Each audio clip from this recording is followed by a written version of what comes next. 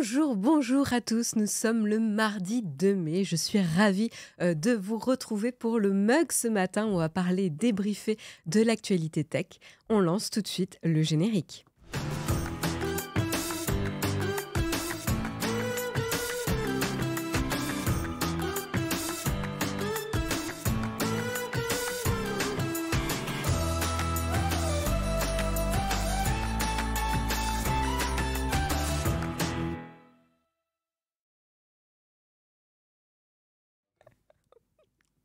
Bonjour, bonjour à tous. Désolée pour le petit écran noir. J'essayais en coulisses de descendre mon siège, mais je n'ai pas réussi. Parce que j'étais un peu haute. Parce qu'on m'a changé les réglages. Il y a un petit lutin qui est venu durant le week-end de 3 jours et qui m'a changé les réglages. Comment vous allez dans la chatroom? Comment ça va? Est-ce que vous vous êtes réveillé du bon pied? Je n'ai pas de stream activity. Connect with Twitch, session expired. Bon, je vais pas du coup voir les subs, c'est pas grave. Mais j'en profite puisque je le vois, il est sous les yeux, je le vois dans le chat. Un grand merci à Camembert. Un grand merci à toi pour ton soutien. Ça fait super plaisir. Comment ça va? Salut FRJS, salut Camille, salut Andy76, salut MMG7F, salut Hypersonic, salut Samuel, salut Grolb également, salut Yves, salut French Nint, salut Eliav, salut Oleg, salut Pierre Route, salut Starsystruck, salut Noirvent, salut Bœuf de Malac, salut Polaire75, salut ADAD Famille, salut The Gaby King, salut Totoge21, salut Occitanien, salut Laurie, salut Néo, Domivande, Nexus également. Bonjour à tous. Comment ça va? Écoute, moi, ça va bien, ça va bien. Quelques jours que j'avais pas pu assister au mug, ça fait plaisir. Écoute, bienvenue à toi, ça nous fait plaisir de t'avoir avec nous ce matin. J'espère que vous avez passé un bon week-end et week-end de 3 jours pour ceux qui ont pu en profiter. Gros courage pour ceux qui travaillaient en ce 1er mai et puis gros courage à ceux aussi qui sont allés manifester en fonction de nos convictions politiques. Voilà, j'espère que vous avez pu faire ce que vous aviez prévu ce week-end. La régie qui s'éclate derrière avec les lights et le cadrage. Non mais c'est fou. Voilà, on commence la semaine et on fait les petits réglages et tout. Alors là, je suis un peu sous-ex, mais c'est pas très très grave. Au moins, je critique le travail de la régie. Non mais non, là c'est trop là. On va y arriver, on va y arriver. Là, c'est parfait. Là, c'est parfait. Excellent travail de la régie. Ça clash la régie en direct. Non, mais on aime bien clasher la régie en direct. Ils font un travail remarquable quand même, quand ils dorment pas sur le canapé en face. Je peux tout éteindre, d'un bouton là. On me menace d'éteindre tout. On n'oserait pas vous faire ça quand même dans la chatroom. Ça serait pas possible. On peut pas commencer la semaine sans mug. Déjà qu'on a eu un jour, un lundi férié, ça serait inadmissible. Un grand merci également à Mathius ce matin qui nous soutient. Un grand merci à toi. Tu montres qu'il faut continuer à faire l'émission ce matin, qu'on ne peut pas nous censurer ce matin en arrêtant les réglages ou en éteignant tout. Camille qui dit Jérôme, on ne fait pas ça, voyons. Jérôme est encarté CGT. Écoute, le 1er mai n'est pas encore terminé. Voilà, la régie doit s'exprimer. De quoi va-t-on parler quand même ce matin ? Quand même, parce qu'on va parler tech, on va pas que parler du formidable travail de la régie, mais je dis régie, mais il y a également la team hôtesse derrière qui nous aide, qui est toujours là à veiller au grain. Un grand merci évidemment à eux. Mais de quoi va-t-on parler ce matin? On va parler des exploitants américains du cinéma qui saluent l'engagement d'Apple et Amazon envers justement les salles de cinéma, ce qui marque du coup une différence notable pour eux avec Netflix. Donc on reviendra un petit peu exactement sur ce qui s'est passé. On reviendra également sur Apple qui a dévoilé son nombre d'utilisateurs, parce que ils n'avaient pas forcément le choix, c'est la loi, justement avec le Digital Service Act, qui a été instauré par l'Union européenne, qui requiert les sociétés tech de dévoiler leur nombre d'utilisateurs.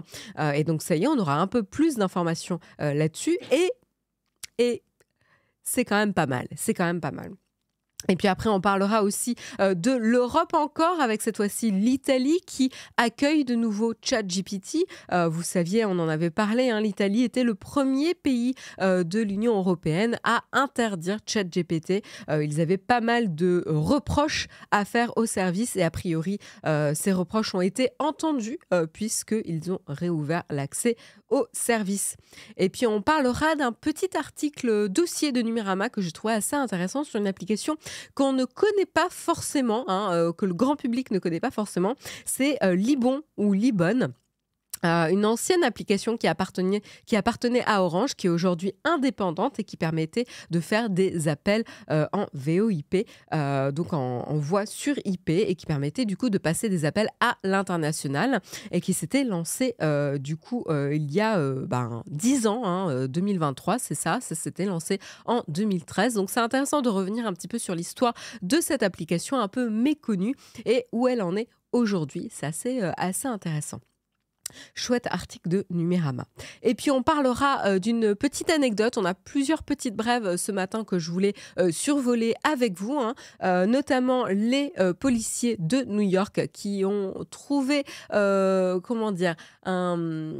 soutien dans les nouvelles technologies pour lutter contre le vol des voitures. Et ce soutien, ça s'appelle les AirTags. On verra un petit peu comment ils suggèrent de les utiliser. On parlera également de Brave. Brave qui est donc un navigateur alternatif, mais également un moteur de recherche et qui essaye de trouver de plus en plus son indépendance par rapport à Microsoft Bing, puisqu'ils utilisaient encore jusqu'ici pour un petit pourcentage des demandes sur son moteur de recherche, qui utilisait encore l'API de Bing. Ça y est, c'est terminé. Brave a coupé les ponts avec le moteur de recherche Bing. On verra un petit peu quels sont leurs projets. Et puis on parlera d'une autre application dont on a beaucoup parlé en 2020, début de l'année. C'était début de l'année 2020, ouais. C'est il y a longtemps déjà. Et c'est Clubhouse. Clubhouse, est-ce que vous vous rappelez de cette app, le réseau social dédié au chat audio? Et oui, qui depuis a fait plein de petits chez les autres réseaux sociaux qui ont copié sur la fonctionnalité de Clubhouse. Clubhouse va pas très bien, se porte pas très bien, puisqu'ils ont annoncé qu'ils allaient se séparer de la moitié de ses employés. On reviendra un peu sur cette application. Et puis, on parlera aussi de plusieurs études sur les jeux vidéo et sur l'impact des jeux vidéo sur les plus jeunes. Vous allez me dire, encore des études qui vont dire que les jeux vidéo sont nocifs, que ça va parler d'addiction, etc. Oui, mais pas que. C'est-à-dire que là, aujourd'hui, on va s'intéresser sur plutôt les effets positifs des jeux vidéo sur les plus jeunes. Et oui, ça a été prouvé. Il y a plusieurs études qui ont montré des effets positifs. Et donc, ça fait du bien un peu de prendre du recul et de voir que le verre peut être à moitié plein aussi. Donc voilà, donc je trouvais ça assez intéressant qu'on l'aborde de manière assez positive ce matin. Et puis on terminera avec une petite cerise sur le croissant et on s'intéressera à un groupe d'ados originaires de Brooklyn et notamment leur rapport au smartphone. Assez intéressant, c'est un article du New York Times Style Magazine qui a été repris justement par Courrier International et qui s'intéresse à ce groupe d'amis. On en parlera ensemble à la fin de l'émission. Voilà pour le programme ce matin. J'espère qu'il vous plaît. J'en ai pas d'autres. Et je vous propose tout de suite de commencer avec le Kawa.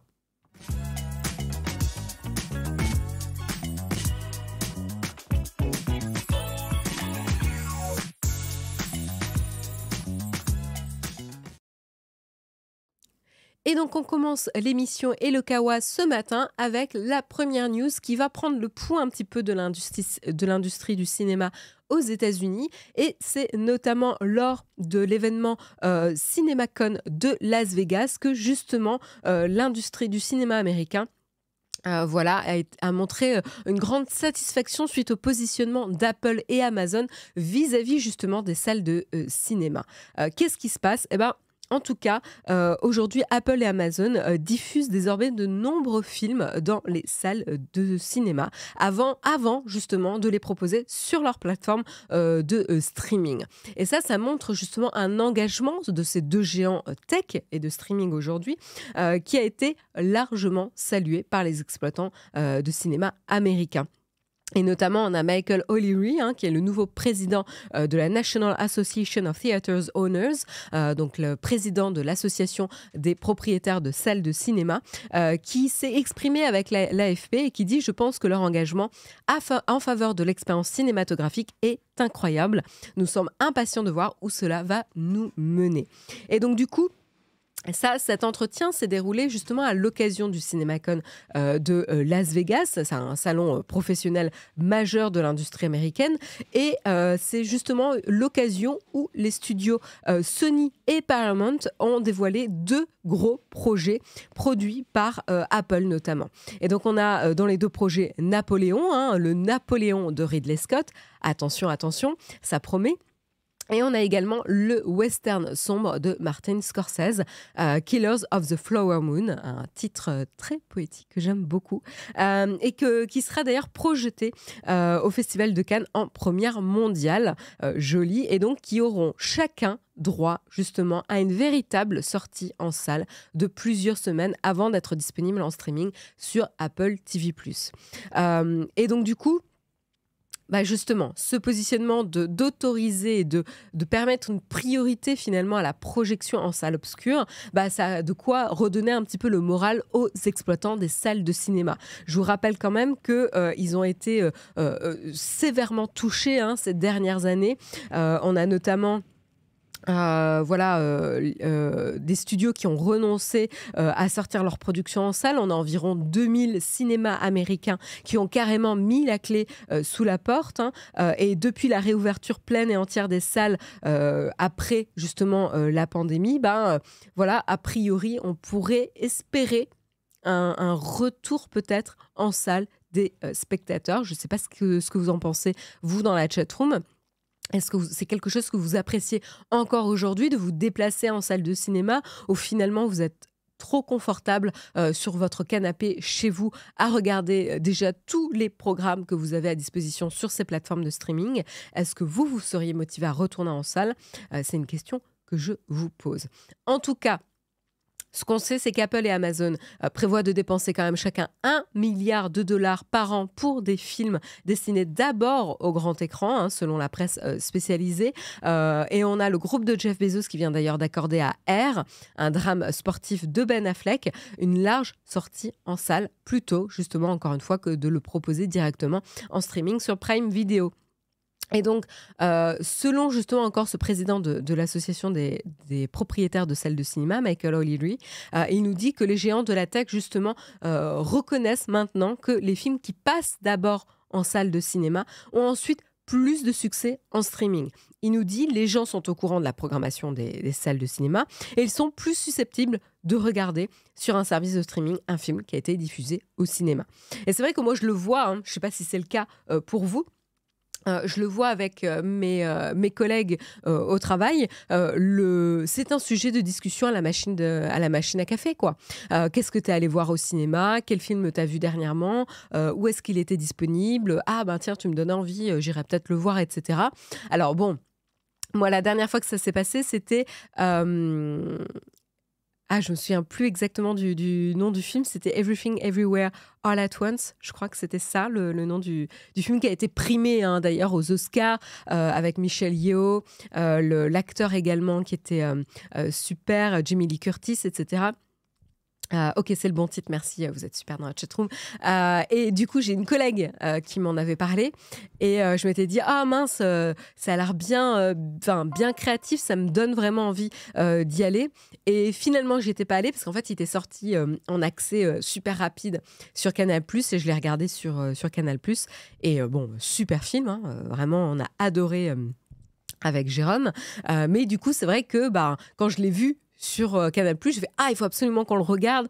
J'ai trop envie de le regarder, quoi. Je l'ai mis tout de suite dans ma liste de favoris avant même qu'il soit primé, parce que je crois que Canal+ l'avait eu avant la cérémonie des Oscars.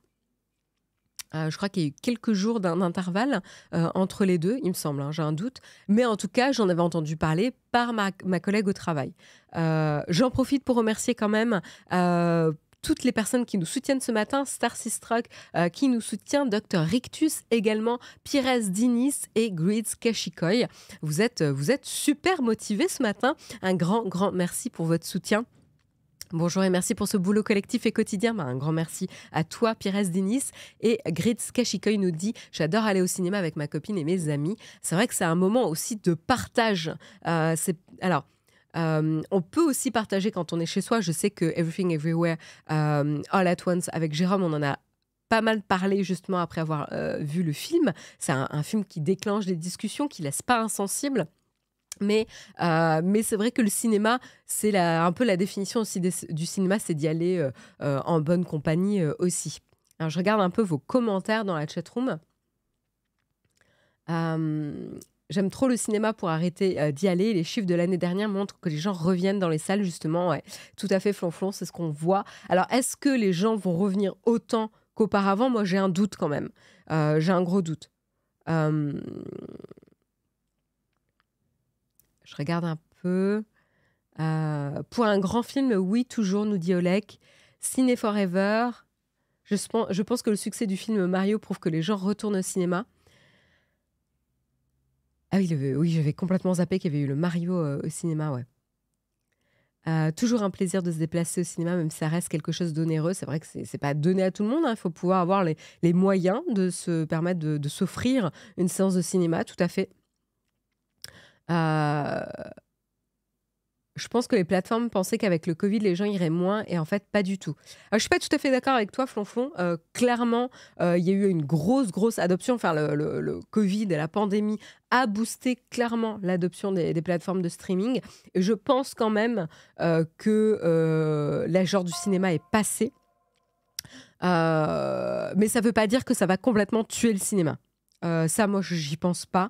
Il y aura toujours des expériences qui se vivent au cinéma. Moi, il y aura toujours, je pense, des films où je veux aller au cinéma, où l'expérience visuelle, sonore, te transporte beaucoup plus quand même au cinéma.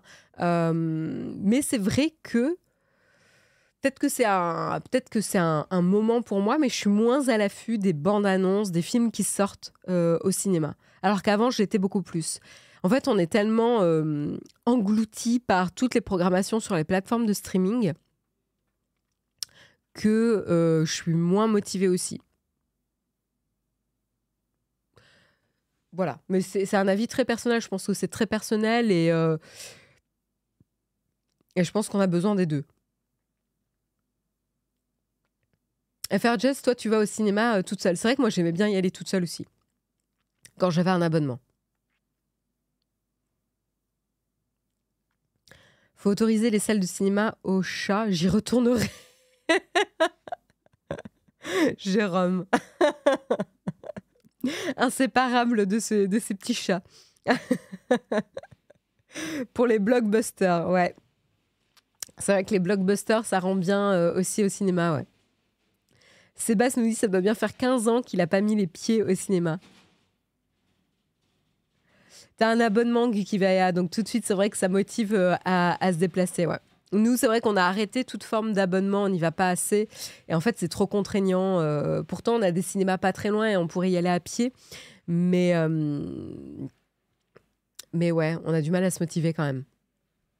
Parce que tous les films n'ont pas une expérience vraiment différente en salle de cinéma.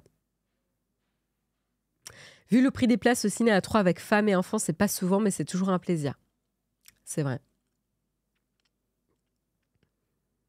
C'est vrai, c'est vrai. Je regarde un peu. Je pense que beaucoup de gens n'auront pas voir les mêmes films au ciné que ceux qu'ils regardent chez eux. Pas le même mood de consommation. Ouais, ouais, ouais, peut-être.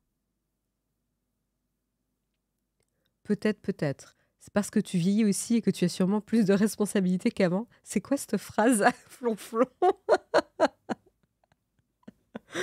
On est peut-être plus casanier. Peut-être plus casanier qu'avant. Ça, c'est peut-être vrai, ouais. Puis en fait, on est tellement confort chez nous que on a déjà un grand écran. Ça dépend aussi de l'équipement que tu as. On a un bon système son, on a un chouette écran et tout. C'est vrai qu'on a les chats qu'on peut pas amener au cinéma. Voilà. Donc peut-être. Et c'est vrai qu'il y a toujours le crunch des voisins au cinéma qui est assez irritant. Peut-être, mais à voir. Oui, bah voilà, justement, Grid Skashikoi nous dit malheureusement le problème du cinéma, ce n'est pas le prix pour moi, mais c'est le comportement de certains pendant les séances. Bref, moi je pense qu'il y en a pour tout le monde. Je pense qu'il y en a vraiment pour tout le monde. Je suis pas sûre, par contre, que les cinémas retrouveront le taux d'affluence qu'ils avaient pré-pandémie. Ça, je ne suis pas forcément très, très optimiste. Clairement, la pandémie a quand même boosté un taux d'adoption des services de streaming et une partie du budget qu'on avait peut-être pour les salles de cinéma passe peut-être désormais sur les plateformes de streaming. À voir. Et c'est vrai que le confort de chez soi est quand même assez irrésistible pour les personnes qui peuvent correctement s'équiper. Et puis après, pour les familles aussi, en termes de budget, c'est quand même assez conséquent. Pardon. Mais en tout cas, moi, je trouve que l'argument de un film qui sort en salle aura quand même plus de chances de buzzer, de faire parler de lui et potentiellement d'attirer sur le long terme des gens. Je pense que ça, c'est vrai. Je pense que ça, c'est vraiment vrai. Moi, je le vois quand j'ai des films... on entend quand même plus parler des films qui sortent en cinéma que sur des plateformes de streaming. Et en fait, surtout, on a l'effet sur les plateformes de streaming que ça fait un buzz qui retombe très, très vite. Moi, je trouve qu'il y a un peu cet effet un peu négatif. Et genre, le dernier en date... Alors, après le dernier en date, c'était plus une série qu'un film. C'était la série... Je me rappelle même plus son nom. C'était Daisy Jones and the Six, je pense. La série sur le groupe de musique qui crève le plafond et qui ensuite tombe peut-être pas dans l'oubli, mais voilà. Et en fait, il y a eu un gros buzz sur les réseaux sociaux. Et cette série est prenante, elle est trépidante, mais en fait, on l'a binge-watchée et je l'ai oubliée aussitôt. Voilà. Et donc, du coup, je me suis dit, est-ce que j'ai vraiment, finalement... C'était sympa. Il y a eu des moments émouvants. L'actrice principale est, pour moi, formidable. Une vraie révélation. Mais c'est pas un phénomène. Je l'avais déjà oublié, quoi. Et je trouve ça un peu dommage. Voilà. Alors que... Everything Everywhere All at Once. Alors, c'est peut-être la qualité aussi de l'œuvre qui fait parler d'elle, mais ça, j'y ai pensé pendant pas mal de temps. J'y repense de temps en temps. C'est un film qui reste un peu avec moi. Après, c'est pas le seul film. J'ai vu aussi dernièrement À l'Ouest, rien de nouveau. Ça aussi, c'est un film qui est marquant, moi, j'ai trouvé. Et là, je ne l'ai pas vu au cinéma et j'en avais pas entendu parler avant. Ah si, j'en avais entendu parler, mais je ne sais plus où. Mais le titre, j'aimais beaucoup le titre en soi. Et Jérôme a dit qu'il était vraiment super, donc je l'ai regardé et voilà. Mais bon, je pense quand même que c'est assez valide cette hypothèse que les films qui sortent en salle ont peut-être plus une longue vie. Quand tu vois un mauvais film en SVOD, c'est moins rageant que cinéma, c'est vrai aussi. C'est vrai aussi. Voilà. Donc en tout cas, ce qu'on peut noter, c'est que l'événement du CinemaCon a noté quand même un nouveau souffle, en tout cas pour les salles de cinéma, comme quoi elles sont de retour. Est-ce qu'elles sont de retour à la même hauteur que pré-pandémie ? Moi, j'y crois peu, mais je pense qu'en effet, elles sont de retour. En tout cas, Apple et Amazon, eux, jouent la carte de ne pas froisser l'industrie des cinémas. Et je pense qu'ils ont raison parce qu'il y a aussi des créateurs, des réalisateurs pour qui ça veut dire beaucoup, hein, que leurs œuvres, qu'ils puissent choisir le mode de consommation et notamment donner une chance en sortie cinéma. Et donc, je pense que en tout cas, ça ne m'étonne pas comme positionnement de la part d'Apple. Amazon a choisi également ce positionnement de soutenir l'industrie des salles de cinéma. Netflix, eux, continue à bouder les salles de cinéma pour la plupart de ses films, mais pas tous. On peut voir notamment que pour Glass Onion, une histoire de couteau tiré, ils avaient quand même fait une sortie en salle. Alors, c'était limité parce que c'était une sortie dans 600 salles sur une semaine seulement, mais quand même, il y avait une sortie en salle. En tout cas, Netflix dépense quand même 17 milliards de dollars en contenus originaux, ce qui est quand même largement supérieur à Apple et Amazon. Mais bon, ça ne veut pas dire que c'est une stratégie tenable sur le long terme. On le voit, hein, ils ont des problématiques là-dessus, justement, de rentabilité. Donc, à voir s'ils vont continuer à s'y tenir. Et pour les salles de cinéma et les groupes de cinéma, ce n'est pas complètement sorti de la galère, hein, puisque on a notamment le groupe britannique Cineworld qui est actuellement en pleine restructuration, hein, après avoir déposé le bilan cet automne, et également la première chaîne de salles américaine AMC qui reste lourdement endettée aujourd'hui. Donc à voir. En tout cas, c'est un peu moins noir comme futur. À voir s'ils sont vraiment sortis de la panade et qu'est-ce qui va se passer dans les années à venir. On vous tiendra évidemment au courant.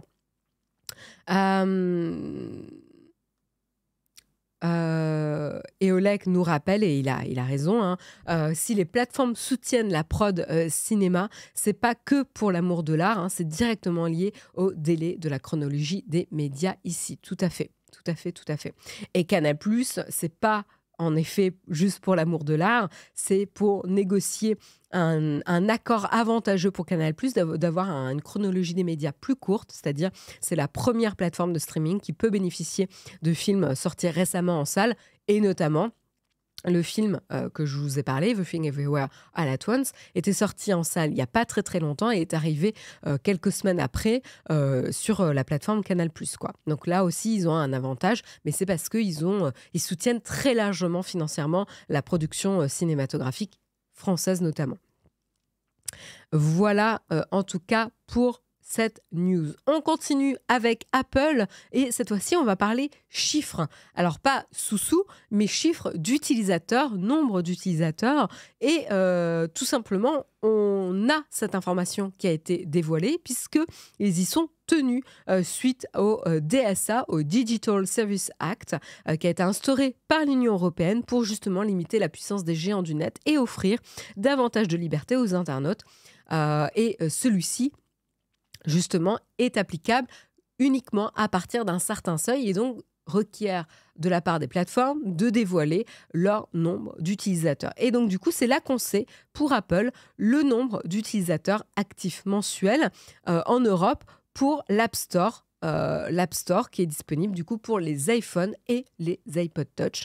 Et donc, c'est quand même pas moins de 101 millions d'utilisateurs actifs mensuels que recense l'App Store d'Apple. Voilà, donc c'est quand même un joli nombre. Et du coup, toujours chez Apple, on a les autres chiffres qui concernent notamment l'App Store pour l'iPad, qui est apparemment son deuxième service concerné le plus visité, avec 23 millions d'utilisateurs actifs mensuels. Le Mac App Store, quant à lui, est à 6 millions d'utilisateurs actifs mensuels. Et en dernier, c'est tvOS, l'App Store de tvOS, qui lui représente 1 million d'utilisateurs actifs mensuels. Voilà. On n'a pas de chiffres communiqués pour la plateforme de streaming Apple TV+. Pas très très étonnant, hein, parce que ça reste quand même un service, aujourd'hui j'ai l'impression, qui est plus pour une élite, un peu cher, avec un catalogue pas encore super profond, mais quand même des productions qui font parler d'elles. On en a beaucoup parlé, Ted Lasso, Foundation, on avait aussi... quoi ? Severance, tout à fait. On avait For All Mankind aussi. Voilà, on vous a parlé de beaucoup de séries, notamment, plus de séries que de films, mais on a regardé aussi des films. Mais aujourd'hui, ça coûte quand même 6,99 € par mois, donc 2 € de plus hein, qu'auparavant à l'époque du lancement. Et donc, du coup, peut-être que c'est vrai face aux autres géants du streaming, ça les positionne de manière un peu moins avantageuse. En tout cas, ce qui est intéressant, c'est que c'est un article de Presse Citron ici qui nous partage ces nombres. Et ce qui est assez rigolo, c'est qu'il compare les stats des App Store d'Apple aux stats de YouTube. Très, très étrange. Ils nous disent, avec ces statistiques d'Apple, elles sont bien en deçà de la concurrence, notamment YouTube qui a atteint 402 millions d'utilisateurs actifs mensuels en Europe, ou 255 millions pour Facebook et 125 millions pour TikTok. Je vois pas trop le rapport, parce qu'on est sur des services radicalement différents entre des plateformes d'applications, des marketplaces, enfin, c'est même pas des marketplaces, mais des stores d'applications, versus des services de streaming. Alors, on pourrait comparer avec Apple tvOS, mais là aussi, c'est pas vraiment comparable. Facebook, c'est un réseau social. TikTok, c'est un réseau social. YouTube, c'est pas du tout le même business model. Bref, j'ai trouvé la comparaison assez bancale, personnellement. Je veux dire, les App Store d'Apple ont une monétisation quand même assez redoutable, où ils vont monétiser sur le dos des créateurs d'applications, où c'est la voie royale pour distribuer leurs applications sur un parc d'appareils largement utilisés aujourd'hui internationalement. Voilà, donc ils vont se prendre un pourcentage sur le prix des apps, sur les abonnements. Ils vont également maintenant avoir un revenu lié à la publicité qui est sur les App Store. Bref, c'est un business model qui est quand même beaucoup plus tangible que Facebook, TikTok ou YouTube. Donc j'ai trouvé ça pas vraiment, enfin voilà, bancal, pas vraiment pertinent, quoi. Très très étonnant comme comparaison. Et même Apple TV+, on peut pas vraiment le comparer. On pourrait le comparer en effet à Netflix, on peut le comparer à Amazon Prime Video, ça je suis d'accord, mais pas à YouTube, Facebook ou TikTok. Je vois pas vraiment le rapport. Et donc c'est quand même, ça montre en tout cas la force de frappe de l'App Store d'Apple, en tout cas ici. Donc avec ces plus de 100 millions d'utilisateurs actifs mensuels, l'App Store pour iPhone va devoir donc se plier justement à ce Digital Service Act dès que celui-ci va rentrer en vigueur à la fin de l'année 2023. Et donc voilà, ils vont devoir montrer un petit peu patte blanche. Qu'est-ce que je peux vous dire de plus il y avait un truc que je voulais vous dire, mais je ne retrouve plus exactement où. Un autre élément, oui, qu'il ne faut pas oublier, c'est que l'avantage du business model de l'App Store d'Apple, et plusieurs recherches nous l'ont montré encore une fois, c'est que les utilisateurs d'iPhone, d'iPad, etc. sont des acheteurs plus engagés, des utilisateurs plus engagés. C'est des utilisateurs qui vont dépenser plus sur l'App Store que ceux qui sont sur Android. Et donc ça, c'est vrai que c'est un avantage assez important, quoi. Alors peut-être que ça vient du pouvoir d'achat, parce qu'en effet, historiquement, les produits Apple étaient plus chers que les produits Android ou Google. Aujourd'hui, c'est plus vraiment le cas, mais sur Android, vous avez quand même une variété d'appareils qui vous permet quand même d'avoir des appareils qui fonctionnent extrêmement bien pour un prix moins cher. Il y a plus de variété, il y a plus de compétition ici sur... voilà, l'App Store s'est fermé, hein, Apple s'est fermé. Et donc du coup, ça veut peut-être dire qu'il y a une notion de pouvoir d'achat et aussi une notion d'engagement des utilisateurs qui prennent des appareils iOS. Donc ça, c'est assez intéressant en termes de comportement et un avantage très très important et très clair pour Apple. Je regarde un peu vos commentaires dans la chatroom. Qu'est-ce que vous me dites Et quid des utilisateurs de l'appli YouTube sur iOS et iPadOS? Alors, j'ai pas le détail de chaque application uniquement sur iOS, mais en tout cas, là, on s'intéressait justement sur les App Store d'Apple. Et après YouTube, c'est vrai que quand on parle d'utilisateurs mensuels actifs, on va compter toutes les plateformes.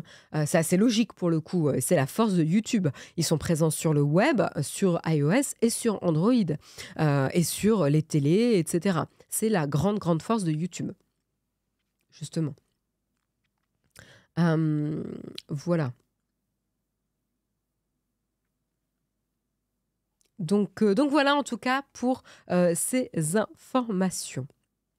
On continue cette fois-ci avec l'Europe encore. On reste pas très loin de chez nous et on va parler du retour de ChatGPT en Italie. Et oui, comme je vous le disais en introduction, rappelez-vous, on en avait parlé récemment, l'Italie en mars était devenue le premier pays de l'Union européenne à interdire justement, à bannir temporairement ChatGPT de ses frontières, à exclure de ses frontières ChatGPT, et notamment ils avaient cité plusieurs inquiétudes, et notamment la collecte de données vraiment pas très cadrée, sans autorisation et sans vérification de l'âge des utilisateurs, et ça c'était un vrai problème.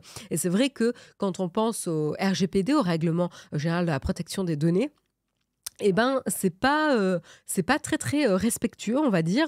Et donc, du coup, depuis le 28 avril dernier, donc fin du mois dernier, on est déjà en mai, donc c'était le mois dernier, il y a en gros 4 jours, quoi. Les Italiens ont retrouvé l'accès au service de ChatGPT, et donc le service proposé par OpenAI, car ils ont implémenté a priori la majorité des mesures qui avaient été demandées par Garante. Alors je ne sais pas comment on le prononce. Garante, c'est quoi? Eh ben, c'est l'agence justement qui se charge de la protection des données en Italie. Voilà. Et donc a priori OpenAI a agi sur les demandes de Garante. Et notamment, ils ont adressé les demandes concernant la vérification de l'âge, la transparence et le droit des utilisateurs et des non-utilisateurs. Alors, ça commence par, justement, quand vous revenez sur le service de OpenAI, donc ChatGPT, avec une petite pop-up de Welcome Back qui va justement vous demander si vous avez plus de 18 ans ou si vous n'avez pas 18 ans, est-ce que vous avez obtenu l'accord de vos parents pour utiliser justement le service. Et que vous avez besoin de spécifier justement votre date d'anniversaire pour pouvoir utiliser le service. Vous avez également un lien vers la politique de confidentialité de OpenAI avec un article justement dans le LED de OpenAI pour mieux comprendre ce que ChatGPT, comment a été développé et entraîné ChatGPT. Voilà, vous pouvez également avoir des liens qui donnent plus d'informations pour les utilisateurs sur quel type de données est utilisé, récupéré pour entraîner le modèle de langage et sous quelles conditions justement. Et puis, vous avez également la possibilité désormais pour les utilisateurs et les non-utilisateurs de mieux exercer vos droits, comme demandé encore une fois par le service de protection des données italien Garante. Et ça inclut notamment le choix de opt-out, donc de rejeter ici toute analyse de données personnelles. Donc ça, c'est assez intéressant. Vous pouvez également obtenir le droit de supprimer des données, et notamment des données incorrectes. Cependant, OpenAI aujourd'hui dit que c'est techniquement impossible de donner des rectifications sur ces données incorrectes. Donc pas très très sûr. En effet, si c'est possible de demander, ils ne peuvent pas agir dessus. Bref, c'est un début, et ça montre aussi que OpenAI va essayer de pas forcément se mettre les pays les pays, etc., les différents organismes de protection de données à dos, et qu'ils vont essayer plutôt de montrer patte blanche, de collaborer en tout cas pour le respect de la protection des données des utilisateurs. Donc, je pense en effet que c'est quelque chose d'assez important, même pour le futur de l'intelligence artificielle et de l'analyse et de l'utilisation des données pour entraîner ces modèles de langage. Maintenant, jusqu'à quel point ils vont vraiment pouvoir agir dessus, c'est ça sur lequel je m'interroge un petit peu. Mais en tout cas, voilà, ChatGPT est de retour. Et je pense que le point positif que moi, je retiens, c'est que en tout cas, ça montre qu'on n'a pas attendu des années avant de réfléchir justement à l'impact de ces intelligences artificielles et de ces modèles de langage sur la société, les utilisateurs et comment on va utiliser la technologie demain. Et que ça va permettre de mieux penser et d'avancer main dans la main. Alors, c'est vrai qu'il y en a qui vont dire « Ah ben non, mais il faut d'abord tester pour mieux comprendre les usages ». Je pense qu'on peut faire en parallèle. Voilà, et qu'on peut agir, rectifier et itérer ensemble voilà, pour développer cette nouvelle technologie dans la bonne direction et dans le respect des droits des utilisateurs. Donc, à voir. Je suis peut-être trop optimiste. À vous de me dire. Voilà, en tout cas, pour ChatGPT. Pourquoi ils ont appelé ça OpenAI alors que c'est fermé? Parce qu'au début, c'était ouvert. Aujourd'hui, c'est fermé, mais avant, c'était une association à but non lucratif et c'était ouvert. Et ils ont changé un petit peu de positionnement. Voilà. Donc voilà en tout cas pour ChatGPT. J'en profite pour remercier également Kylian NB, remercier également Paul ce matin qui nous ont soutenus tous les deux un grand merci. Hello Marion, hello le chat, hello à toi Kylian et merci encore. Je vous propose de continuer et on va continuer avec une histoire assez intéressante d'une application que je ne connaissais pas du tout. Mais l'article de Numérama, je trouvais assez cool parce que justement, il raconte l'histoire d'une application. Et là, cette fois-ci, ils se sont intéressés à l'application Libon ou Libon. Je ne sais pas comment prononcer le nom de cette application. Est-ce qu'il y en a d'entre vous qui connaissaient l'application? Je vais faire un petit sondage. Pendant que je vais que je vais vous faire l'article, on va lancer ce petit sondage parce que je suis curieuse de savoir qui d'entre vous connaissiez cette application. Et pas forcément l'utiliser, hein, mais juste, est-ce que vous en aviez entendu parler? Connaissez-vous l'app Libon?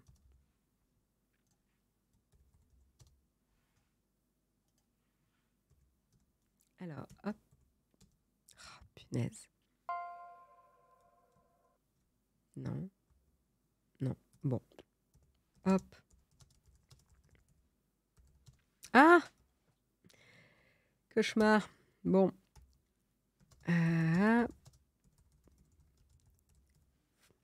Et hop, pas du tout. Voilà. Et on va mettre 3 minutes parce qu'on a le temps hein, ce matin. Voilà, petit sondage. Un grand merci Pomeni également pour ton abonnement. Un grand merci pour ton soutien. Et donc l'application Libon, je vais l'appeler Libon, on va rester là-dessus. Qu'est-ce que c'est? C'est une application qui est sortie il y a 10 ans déjà, hein, qui a été développée par Orange Valley.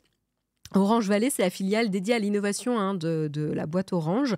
Et c'était une application de voix sur IP, VoIP, hein, qui voulait du coup permettre de rendre des appels à l'international gratuits et donc directement de concurrencer Skype, WhatsApp, etc.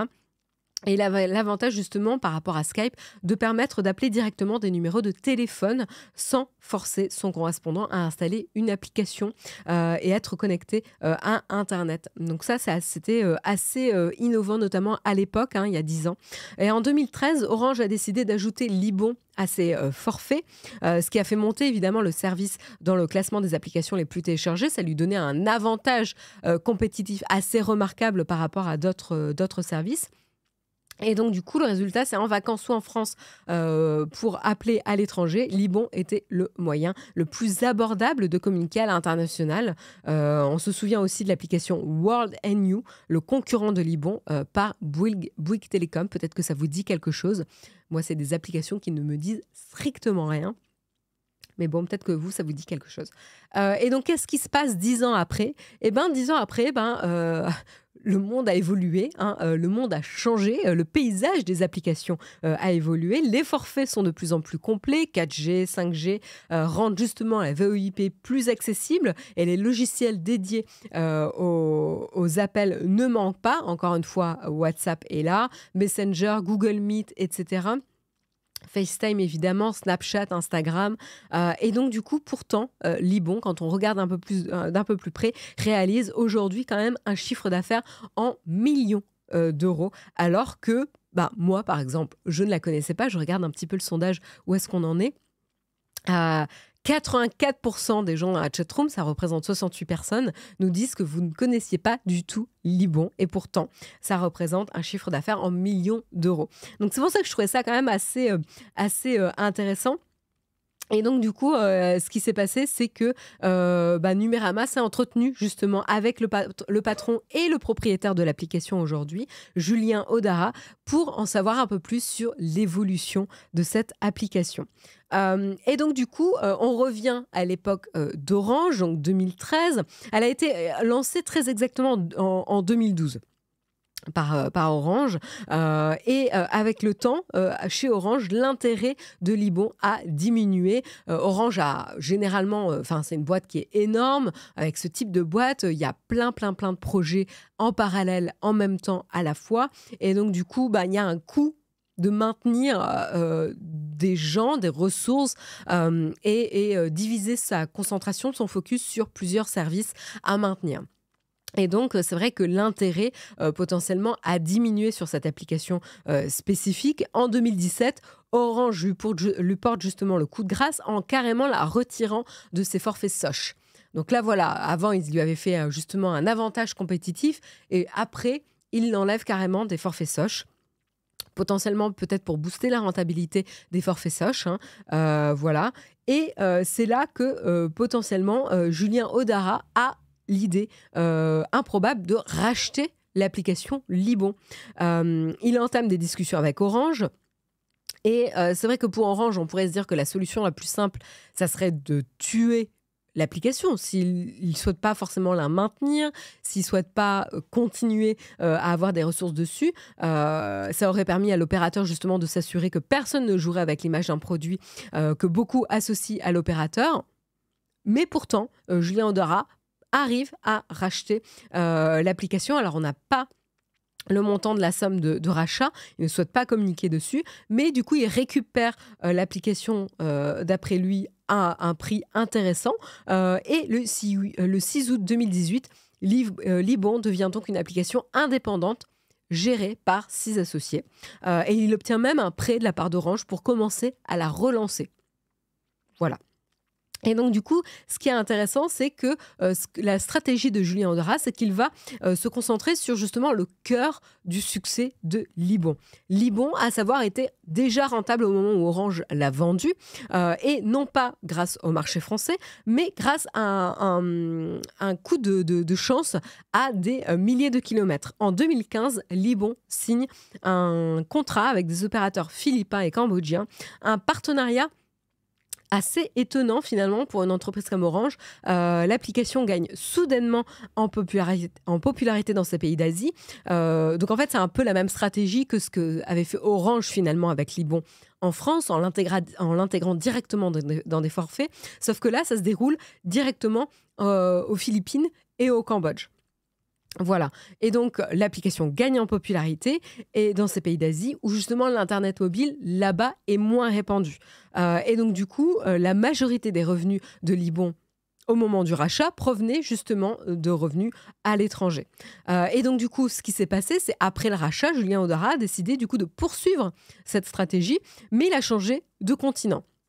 Et il se concentre du coup sur justement l'Afrique et de faire de Libon l'application idéale pour échanger avec ses proches en Afrique à petit prix. Et donc du coup ici, il va développer une technologie de télécom sur le cloud pour pouvoir passer des appels sur le cloud à prix défiant toute concurrence justement en Afrique. Donc en 2019, donc voilà, quelques années, il y a quelques années, 5 ans à peu près maintenant, non, 4 ans, 4 ans. En 2019, Libon touche le gros lot. Petite anecdote, du coup, une boutique congolaise demande à l'app si elle peut générer des bons d'une valeur de 5 € qu'elle vendrait à ses clients. En gros, c'est des espèces de cartes prépayées, quoi. Environ 15 minutes d'appel par bon. Et donc, Libon dit « Ah bah, potentiellement, c'est peut-être pas une mauvaise idée ». Ils impriment carrément des cartes chez un imprimeur de quartier. Résultat, une seule boutique au Congo lui rapporte des milliers de clients. Et Libon inaugure alors un nouveau marché, celui de la vente de cartes prépayées, qui deviennent rapidement un immense carton. Et du coup, en 2022, Libon revendique 1,5 million de clients, dont 380 000 personnes qui achètent régulièrement des minutes avec ces cartes prépayées. Donc ça, c'est assez intéressant et c'est pas forcément étonnant parce que ce business de cartes prépayées, moi, ça fait longtemps que je les vois justement sur cette population en Afrique et qui permet du coup de pouvoir gérer à la fois les minutes et gérer son budget de dépenses pour les appels quand on a envie de communiquer avec ses proches en Afrique. Donc, je trouve ça assez intéressant et c'est pas je suis pas forcément étonnée. Ça fait des années que je vois ça. Moi, j'habitais dans le quartier de Saint-Plon et il y a pas mal justement de personnes d'origine africaine dans ces quartiers-là. Et donc, très logiquement, il y a plein de boutiques justement qui font la promotion de ce type de service-là. Donc, c'est quelque chose que je voyais déjà à l'époque. Et donc du coup, voilà, donc une évolution assez positive pour l'application Libon, mais c'est pas fini. 10 ans après son lancement en France, Libon, l'application du coup pour téléphoner à l'étranger, propose maintenant des services de paiement. Et donc, en fait, ils développent justement sur ce business-là les services qui vont être utiles à cette population, à cette audience, à ce type d'utilisateurs très spécifiques qui vont avoir des besoins auxquels aujourd'hui il n'y a pas d'expérience adéquate ou de qualité qui leur est proposée. Donc, je trouve ça assez vraiment intéressant. Je vous montre un petit peu à quoi ça ressemble, parce que c'est toujours assez cool de voir un petit peu à quoi l'application ressemble. Et vous pouvez voir du coup de manière très très précise le nombre de minutes dépensées et dans quel pays. Et vous pouvez également faire des transferts pour acheter du crédit Internet, des forfaits, etc. Et vous pouvez également profiter de promotions toute l'année et vous pouvez voir directement quel type de destinations sont supportées et les prix. Voilà, ça vous donne un peu un aperçu de comment ça fonctionne très exactement, tout en ayant une bonne visibilité du prix payé quand vous n'avez pas le forfait adapté pour ça. Et donc, a priori, dans ce type de pays-là, ça fonctionne vraiment, vraiment bien. Et donc, du coup, aujourd'hui, c'est ce que nous dit le propriétaire de Libon. Son rêve, c'est d'être vu justement comme une application de confiance pour les Africains vivant en France, remplacer le transfert d'argent par des services, au lieu de permettre à des ressortissants africains vivant en France d'effectuer des virements sans contrôle sur ce qui en sera fait. Donc, c'est plutôt d'offrir des services pour leurs proches en Afrique. Donc, ils proposent d'offrir des gigas Internet, de payer des factures d'électricité, de régler en avance des factures d'eau. Voilà. Et donc, le concept est ensuite le même que pour les appels. Donc, en fait, ils développent sur quelque chose qui fonctionne déjà, avec le même fonctionnement, mais pour d'autres services que des appels, quoi. Donc, je trouve ça assez malin. Alors, Libon, évidemment, comme tout type de service ou de boîte proposant ce type de service se rémunère quand même avec des commissions. Voilà. Mais je trouvais ça assez intéressant de voir finalement comment une application dont Orange s'est un peu désintéressé, mais qui était quand même déjà rentable à l'époque, a permis avec une petite équipe finalement de rebondir sur ce qui faisait le succès de Libon dans d'autres pays, dans d'autres même continents, et de développer sur cet axe-là en proposant d'autres types de services, mais toujours avec le même ADN, on va dire ça comme ça. Donc, je trouvais ça assez intéressant. Je regarde un peu vos commentaires dans la chatroom. Mais voilà, a priori, la majorité d'entre vous ne connaissez même pas l'application. J'ai pas vraiment compris comment ça marche quand on a WhatsApp. Idem, je n'arrive pas à saisir l'intérêt en 2023. Je pense que vous saisissez pas l'intérêt parce que vous avez des forfaits qui vous permettent, du coup, de n'avoir aucune limite sur Internet. Vous avez tellement de data pour permettre d'appeler et d'utiliser ce type de service que c'est pas un enjeu pour vous. Remonté il y a une dizaine d'années où les forfaits étaient très limités. C'est comme les SMS, c'est la même logique que les SMS. Au tout début, les premiers forfaits SMS avaient un nombre limité de SMS dans le forfait. Imaginez ça aujourd'hui. Et donc, du coup, ça voulait dire que vous comptiez le nombre de SMS à envoyer. Et des fois, vous ne pouviez plus en envoyer ou ça vous coûtait encore plus cher puisque c'était hors forfait. C'est la même chose ici. En fait, dans ces pays-là, les forfaits n'ont pas beaucoup de données possibles pour pouvoir permettre de passer des appels en VoIP. Et donc, du coup, vous allez pouvoir, grâce à l'application, acheter des minutes VoIP pour pouvoir passer facilement des appels. Et en plus de ça, vous allez pouvoir les offrir à vos proches pour que vos proches en Afrique puissent passer des appels en France. Donc, depuis la France, vous pouvez offrir à vos proches en Afrique des minutes d'appel VoIP pour qu'ils puissent vous appeler. Donc, en fait, ça répond vraiment à un besoin dans ces pays-là. Quand je dis ces pays-là, c'est les pays en Afrique ou les pays comme le Cambodge, comme on le voyait, ou les Philippines. Donc, tout simplement, pourquoi nous, on n'entend pas parler? Parce que ce n'est pas du tout adapté au marché français quand on passe des appels en France et qu'on n'a pas des proches qui essaient de nous appeler et qui, eux, n'ont pas forcément les moyens, etc. Donc voilà. Donc c'est des minutes Internet, entre guillemets. Voilà. J'espère que c'est plus clair.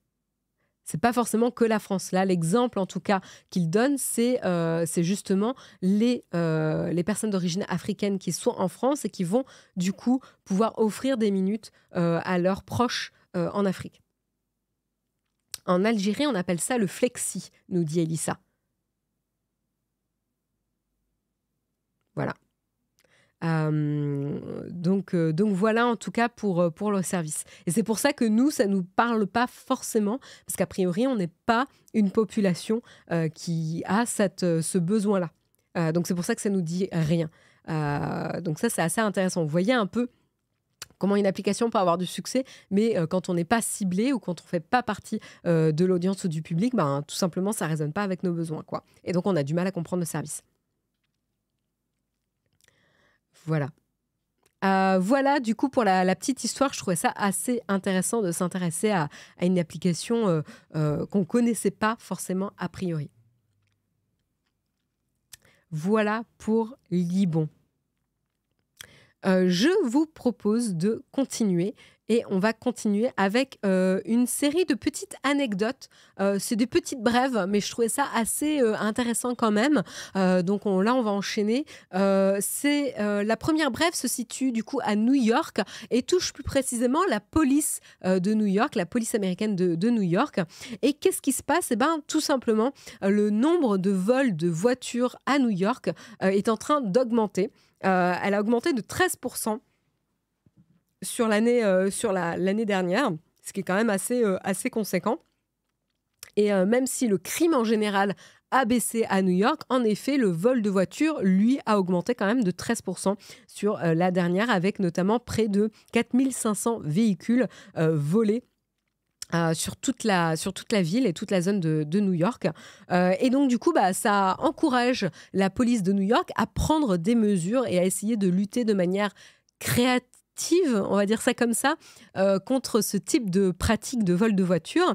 Et donc, qu'est-ce qui se passe ? Dimanche, le maire Eric Adams et la police de New York, NYPD, ont annoncé que 500 AirTag gratuits seraient donnés à des résidents des zones de New York les plus touchées par les vols de voitures.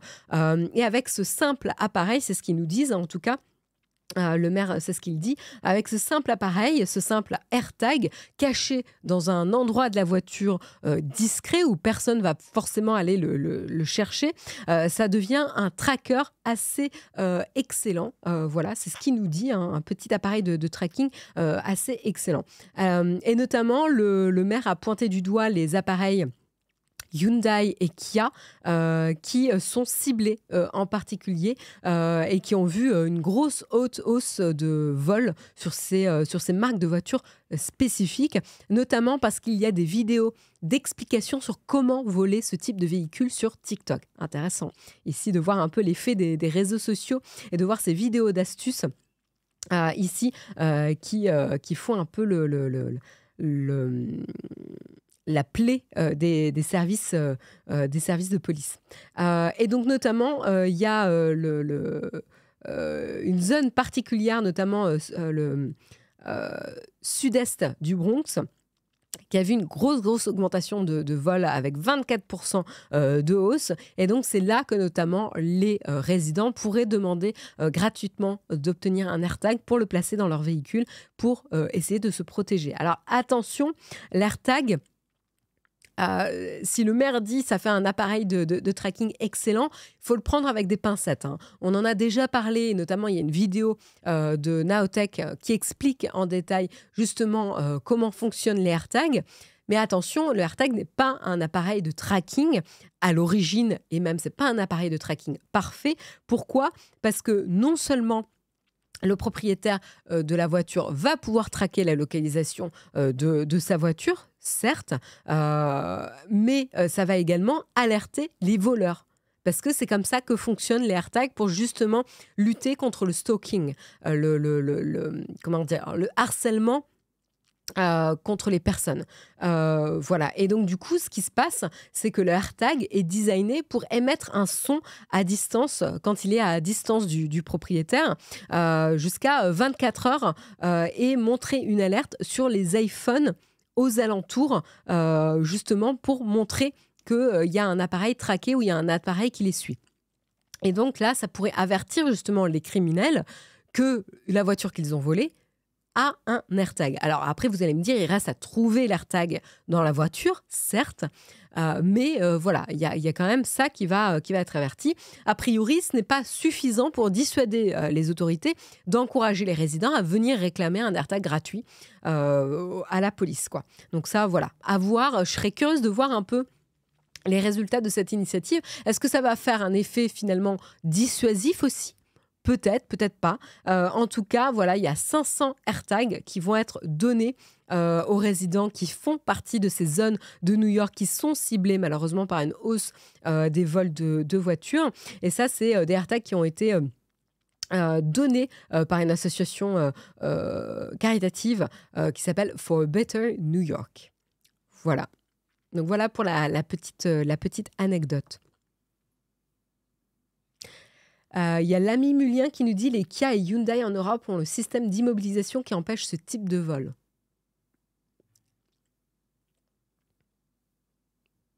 Faut pas le mettre dans l'habitacle. Il y en a qui commencent à donner des conseils sur où les mettre.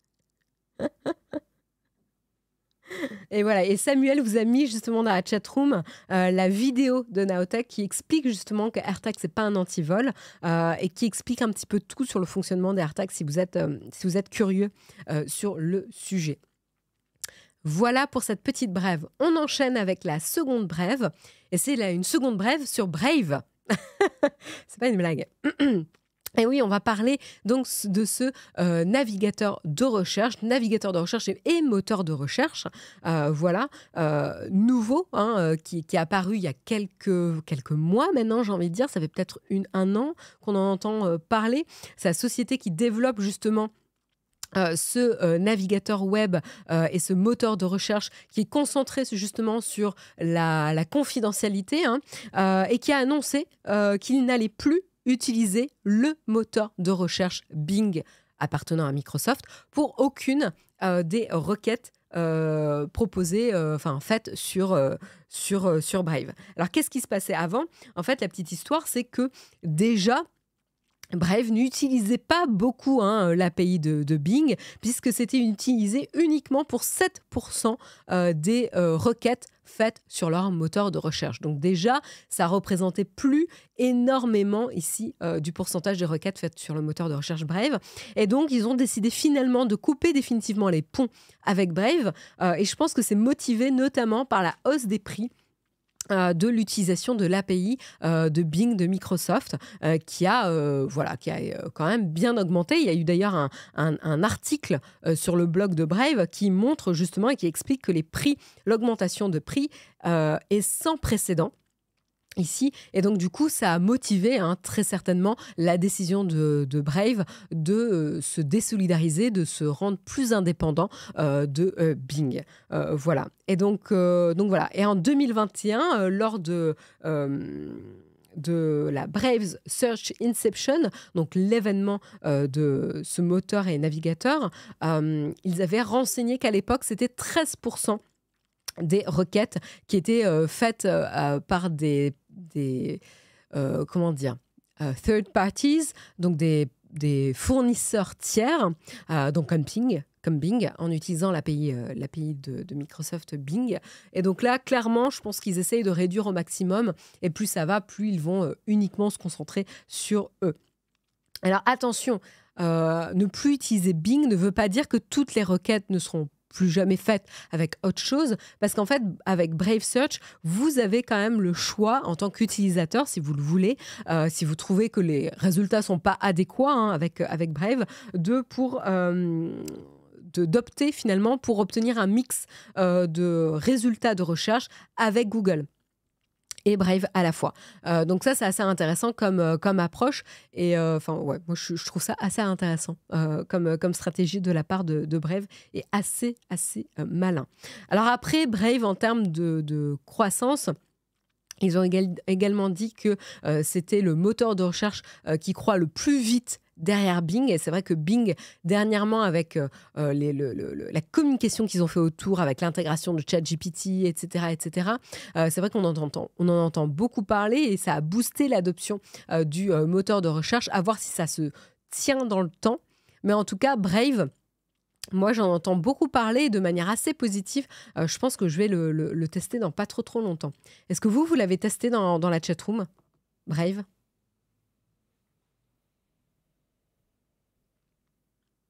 Il y a Le Barjo qui nous dit « Perso, j'adore ».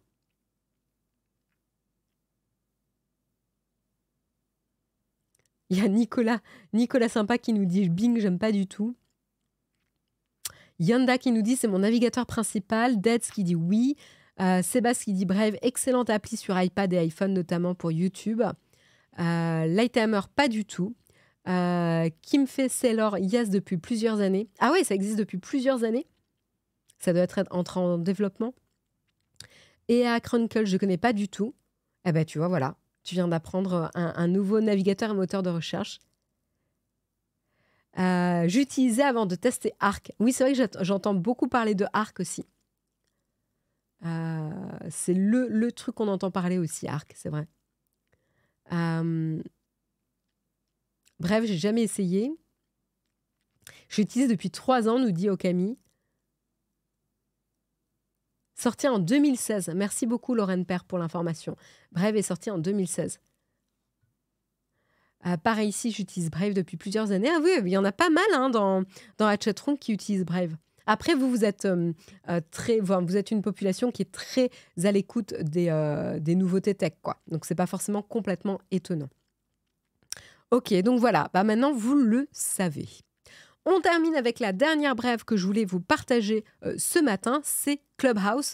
Clubhouse qui a annoncé qu'ils allaient se séparer de 50% de leurs employés. Clubhouse, petit rappel, pour ceux qui ne se souviennent pas à quoi ça fait référence, c'est le fameux réseau social de live audio chat, chat audio en direct qui s'était lancé au moment de la pandémie en 2020 et qui avait fait parler d'elle. Toute la Silicon Valley en parlait, tous les founders, VC, etc. en parlaient. Moi, je trouve que ça faisait petite application qui fonctionne avec une élite où l'élite s'excite un petit peu dessus et je voyais mal comment ça allait scaler au grand public, parce qu'en fait, plus il y a de monde, plus ça devient galère de trouver des chats audio intéressants, plus ça devient galère de trouver ses amis. Et en fait, il y a aussi un effet early adopters où en fait, tu peux te faire une petite notoriété sur le réseau social quand tu es un des premiers qui le rejoint, mais après, c'est impossible de le faire. Il y avait plein de problématiques aussi on avait du temps lors de la pandémie et donc du coup on avait du temps à passer sur ces live audio et on était en recherche d'échanges audio puisqu'on était confinés chez nous et là avec le retour à la normale entre guillemets ça frappe de plein fouet Clubhouse et ils ont beaucoup de mal à se retourner. Alors ils nous promettent un nouveau Clubhouse. Alors, on n'a pas d'informations sur qu'est-ce que ça voudrait dire en tant que tel, mais en tout cas, ils se disent, avec une plus petite équipe, on va être plus flexible, plus rapide, et on va retourner un petit peu à l'ADN de l'itération, ce qui a fonctionné à l'époque du lancement de Clubhouse, pour pouvoir revenir plus fort dans les prochains temps. À voir. Mais en tout cas, vous êtes au courant. En attendant, les autres réseaux sociaux n'ont pas attendu ici et ils ont adapté l'alternative de Clubhouse dans leur propre plateforme, notamment avec les Spaces côté Twitter, avec ces espèces de cercles audio que vous pouvez rejoindre. On en a rigolé, mais finalement, ça fonctionne quand même bien. Chaque réseau social a un peu testé sa mouture, quoi. Donc voilà, avec plus ou moins de succès. À voir si Clubhouse arrivera à revenir. Dernier article que je voulais vous partager aujourd'hui, puis après on fera la petite cerise sur le croissant. Dernier article, c'était sur les études sur les jeux vidéo, mais cette fois-ci qui montrent que les jeux vidéo ont des effets positifs sur les joueurs. Alors pendant des années, on n'a fait que montrer des choses négatives sur les jeux vidéo, et en fait, cette fois-ci, ça peut être positif. Alors, qu'est-ce qui se passe ? C'est vrai que quand on se rappelle des années 80, tous les reportages qu'on pouvait voir sur les jeux vidéo, c'était, mon Dieu, l'addiction, on a des espèces d'ados ahuris devant leur ordinateur, abrutis et focalisés sur leur jeu. Et certes, l'addiction reste un problème réel aujourd'hui. On va pas non plus se voiler la face, mais il y a quand même des choses positives qui ressortent. Alors, il y a plusieurs études. En 2020, il y a notamment la National Literacy Trust, une organisation britannique qui vise à promouvoir l'alphabétisation, qui a sondé justement 4626 enfants sur leur pratique des jeux vidéo. Et ils ont constaté que 80% des jeunes qui s'adonnaient à des jeux vidéo avaient lu des supports se rapportant à ce sujet, et notamment des articles ou des livres. Donc, qu'est-ce que ça montre ? C'est que ça encourage les jeunes à s'intéresser plus et ils vont chercher à lire plus. Donc ça, pour l'alphabétisation, c'est une bonne nouvelle parce que qui dit pratiquer, dit ça va lutter contre l'alphabétisation. Donc, justement pour l'alphabétisation. Donc ça, c'est plutôt une bonne nouvelle. Ça va améliorer les capacités de lecture et d'écriture au général. Et justement, d'ailleurs, 62% des adolescents qui ont été interrogés précisaient justement écrire une fois par mois au moins au sujet de leur jeu préféré. Donc que ce soit sur les réseaux sociaux ou sur les blogs ou via des fanfictions. Donc là, encore une fois, à la fois, ils vont lire sur le sujet et à la fois, ils vont écrire sur le sujet. Donc c'est vraiment quelque chose de positif pour l'alphabétisation. Une autre étude, dans le cadre d'une recherche qui a été menée en 2021, des scientifiques de Serbie, du Koweït et d'Arabie Saoudite se sont justement intéressés aux étudiants d'une université saoudienne et ils ont établi une comparaison entre ceux qui jouaient régulièrement et ceux qui ne le faisaient pas. Une autre distinction qu'ils ont fait, c'est la quantité, l'assiduité de jeu, ou on va dire le temps passé à jouer entre ceux qui jouaient beaucoup et ceux qui s'y adonnaient de manière modérée. Qu'est-ce qu'il en ressort ? En fait, de manière assez étonnante, il est apparu que les étudiants qui étaient accros au jeu sont aussi ceux qui ont obtenu les meilleurs résultats scolaires. Alors ça pourrait être assez étonnant parce qu'on se dit, si tu passes beaucoup de temps à jouer aux jeux vidéo, tu as moins de temps pour étudier. Et en fait, ils disent que les chercheurs, potentiellement, c'est plutôt le concept de work hard, play hard. Et donc, en gros, après une longue session de révision, les étudiants iraient se défouler finalement sur une longue phase de gaming pour compenser un petit peu. Intéressant. Voilà, donc ça, c'est un concept en tout cas qui a été proposé. Et enfin, dernière étude qui a été partagée, c'est une étude des chercheurs américains qui l'ont faite en 2000 sur des enfants âgés de 9 et 10 ans, et ce jusqu'à l'âge de 19 ans. C'est l'une des études les plus ambitieuses qui a été initiée. Ça est expliqué par David Spiegel, le professeur qui justement s'est exprimé. Et l'idée était de savoir quel rôle pouvait jouer la pratique du jeu vidéo, du gaming, dans le développement cognitif.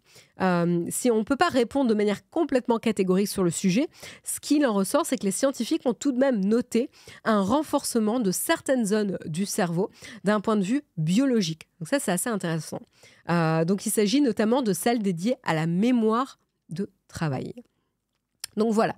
Donc, je voulais aller très vite sur le sujet, mais voilà, on a déjà quelques études qui commencent à émerger sur les choses positives que peuvent apporter la pratique de gaming et arrêter un petit peu ce cliché que le gaming est uniquement négatif. Pardon, mais mon fils de 9 ans cherche des tutos vidéo sur YouTube. Lire, c'est trop long. Ouais, il n'y a pas que ça, quoi. Il n'y a pas que ça. En effet, il y a regarder des tutos, il y a aussi lire. Parce qu'en fait aussi, ça prend moins de temps de publier des articles.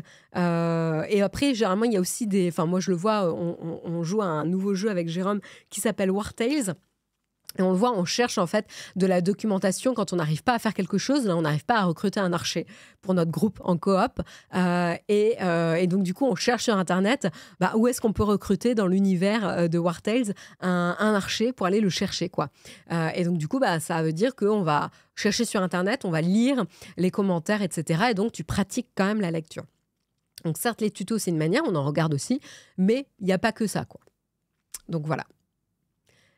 Voilà, c'est la fin du Kawa ce matin. Je vous propose de 1, 2, 3. On sent que c'est la fin de l'émission. Je vous propose de passer à la cerise sur le croissant.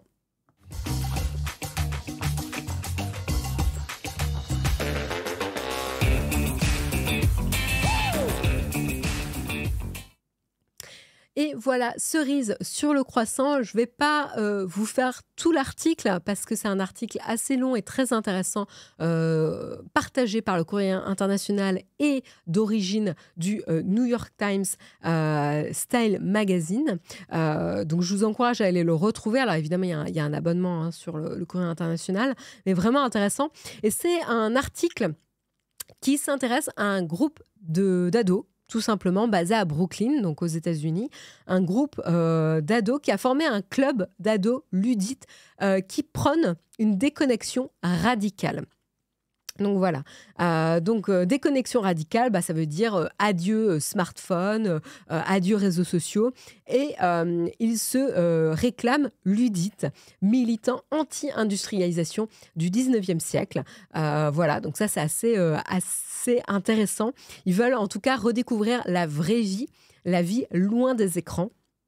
Et donc, c'est un article sous forme de reportage qui va suivre justement ce groupe d'ados, leurs pratiques, comment ils se retrouvent, l'impact sur les parents, puisque sans smartphone, ça devient difficile pour les parents de savoir où sont leurs enfants et quand est-ce qu'ils vont rentrer de soirée, etc.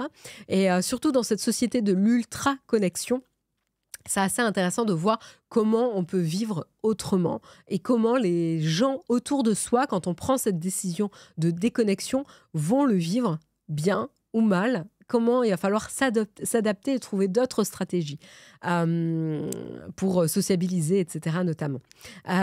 Donc,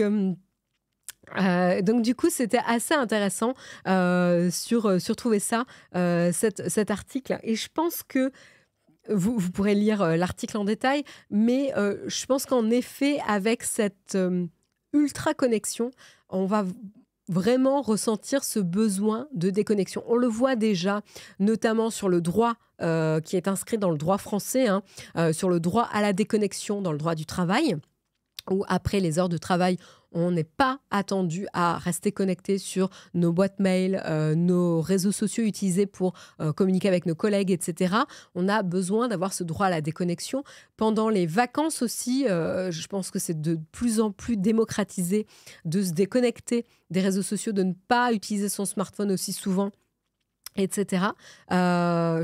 Oui, je pense que la Timothée va vous partager l'article dans... Voilà, merci Samuel d'avoir partagé l'article. Et donc, on le voit, hein, dans les vacances, on a envie de se déconnecter.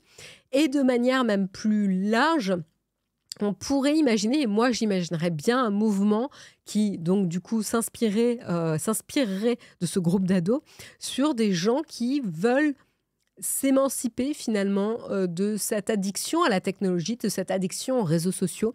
Et moi, je le vois dans mon usage depuis quelques années. Notamment, je pense que ce qui a été marquant, c'est la pandémie, où il y avait vraiment un effet anxiogène sur les news, sur les réseaux sociaux. Alors certes, je suivais toujours les news, mais je regardais plus les réseaux sociaux. Parce qu'en fait, tout ce que je voyais, c'était des gens stressés qui se sautaient à la gorge. Où il n'y avait plus de place pour le dialogue. Et c'est ça qui est vraiment dommage, puisque les réseaux sociaux, à leur lancement, c'était une plateforme de dialogue où on pouvait échanger, partager avec les uns et les autres. Et dans cette recherche d'optimisation, de temps passé sur les plateformes, d'interaction avec les uns et les autres, ça a poussé à optimiser pour des interactions qui vont aller vers des émotions extrêmes. Et les émotions extrêmes les plus faciles à déclencher, c'est les négatives. Celles où on va s'offusquer, être en désaccord, etc. Polariser le discours. Et donc, du coup, on arrive sur quelque chose où finalement, il n'y a plus d'espace de dialogue possible parce qu'en fait, on ne fait que se sauter à la gorge des uns et les autres. Et du coup, j'avoue que moi, je me suis pas mal éloignée des réseaux sociaux. J'ai pas supprimé mes comptes. J'ai toujours un compte sur toutes les plateformes de réseaux sociaux, hein, mais je vais très peu sur Twitter, peut-être une fois par semaine, je l'ouvre. Et je rigole pas, hein. Une fois par semaine, c'est... Dernièrement, je pense que c'est le max que j'ai fait. Après, je peux l'ouvrir pour le boulot, parce que pour le boulot, comme je travaille sur des applications, il faut que je me tienne au courant des patterns de navigation, d'interaction, etc. Donc, je ne vais pas me défaire de ces applications, mais je les utilise beaucoup moins. Je pense que l'application pour laquelle je suis la plus accro en termes de réseau social encore à l'heure actuelle, c'est Instagram. Ouais, c'est Instagram. Donc, et je pense que je vais de plus en plus essayer de m'en éloigner parce que c'est devenu une plateforme de shopping plus qu'une plateforme où je peux voir des belles photos ou suivre les photos de mes amis. Voilà, donc ça ne m'apporte pas grand-chose. Et du coup, où est-ce que je passe mon temps ? Par exemple, si j'ai du temps à tuer, je vais plutôt avoir envie d'ouvrir des applications où je vais pouvoir suivre de l'actualité tech. Parce que moi, j'aime bien l'actualité tech. Donc, des applications de lecture d'actualité où je vais sélectionner mes sujets favoris. Et notamment, la dernière en date que j'aime, c'est Artifact, une application par les créateurs d'Instagram que moi j'aime beaucoup, j'ai beaucoup aimé l'onboarding et c'est la première application qui a réussi à rentrer dans mes habitudes d'ouverture d'application. Et donc j'avoue que quand j'ai un peu de temps, je vais l'ouvrir pour voir un peu quels sont les top articles des news tech que je peux voir. Le problème avec Artifact, c'est que c'est principalement anglophone. C'est même uniquement anglophone. C'est pas principalement, je ne vois que de l'anglais. Donc voilà, donc ça peut être rebutant. Et une autre application que j'ai découverte récemment, que j'aime bien, c'est Imprint. Je vais peut-être essayer de vous la montrer. Hop, Imprint. Voilà, pour les curieux. Imprint Learn Visually. Je vous dis pas de la télécharger, mais en tout cas, c'est une que moi, j'ai bien aimée. Voilà, hop, je l'ai là. Et en fait, c'est une application qui te permet d'apprendre visuellement sur des sujets qui t'intéressent. Et je trouvais ça assez cool. Voilà, l'exemple typique d'un écran, je ne sais pas si vous voyez, parce que j'ai la luminosité de l'écran qui est peut-être un peu forte, mais où généralement vous avez une petite phrase au-dessus et une illustration qui potentiellement va s'animer aussi quand vous changez de page, etc. Et ça vous fait découvrir des concepts et voilà. Et moi, j'avais suivi, par exemple, des sujets sur l'histoire et ça m'a donné envie, ça m'a rappelé un livre que j'avais mis de côté pour le lire, Sapiens, la petite histoire de l'humanité, je crois que c'est le titre. Et donc, du coup, je me suis acheté le livre et j'ai commencé à le lire parce que je l'ai fait via Imprint et du coup, j'ai acheté le livre après. Un autre livre dont j'ai fait la connaissance via Imprint parce que c'était sur un sujet de la 6e extinction aussi. Et donc, il y a un livre sur le sujet. Donc, j'ai acheté aussi le livre. Donc, du coup, je trouvais ça assez intéressant quand il y a des... Ça s'écrit IM, pas IN, hein, IMPRINT. Imprint. Je vais vous le mettre dans la chatroom pour ceux qui sont curieux. Et donc, il y a un petit abonnement, mais après, vous pouvez arrêter l'abonnement. Pour l'instant, moi, j'ai toujours accès. Donc, peut-être qu'après, je serai bloquée. Mais oui, voilà, Sapiens de Yuval Noah Harari, tout à fait, le Barjo. Donc, je suis en train de le lire actuellement. Et voilà, et donc, je trouvais ça assez intéressant. Donc, voilà, j'essaie de trouver des nouvelles manières plus reposantes aussi pour mon esprit et plus enrichissantes que d'être que sur des réseaux sociaux. Parce qu'en fait, j'aime pas trop aussi cette notion de j'ouvre Instagram et une demi-heure après, je m'aperçois que j'ai perdu une demi-heure de ma vie, quoi. Quand c'est une demi-heure uniquement. J'ai l'impression d'être aspirée dans ce tunnel et j'ai plus envie de choisir sur quoi je passe mon temps. Voilà. Petite anecdote. Il est 9h25. J'avais dit que j'allais faire un mug court à mission échouée, mais c'était un temps passé de qualité en votre compagnie, donc je ne regrette rien. Et du coup, on va regarder vers qui on va lancer un raid ce matin. Et on va aller terminer en musique avec Fonfon, du coup, pour se faire du bien aux oreilles. Je vous souhaite une excellente journée à tous. C'était un plaisir de... Pardon, le micro. C'était un plaisir de vous retrouver ce matin, de commencer la semaine avec vous en ce qui me concerne et peut-être pour certains d'entre vous. Il n'y aura pas de mug lundi prochain parce que pour rappel, c'est encore un jour férié. Et donc, gros courage à ceux qui travaillent en ce lundi 8 mai. Grosse pensée à vous. Nous, du coup, on va le garder férié. Et moi, je vous retrouverai non pas mardi prochain, puisque je serai en déplacement, mais je vous retrouverai vendredi. Pas cette semaine, mais du coup la semaine suivante. Donc mardi prochain, ça sera Jérôme, mais vous me retrouverez quand même. Je ne peux pas passer une semaine sans vous retrouver. Donc je serai là, mais cette fois-ci en fin de semaine prochaine. Voilà, le rendez-vous est pris. Je vous souhaite une excellente journée et une excellente semaine. Et je vous dis à très bientôt. Bye bye.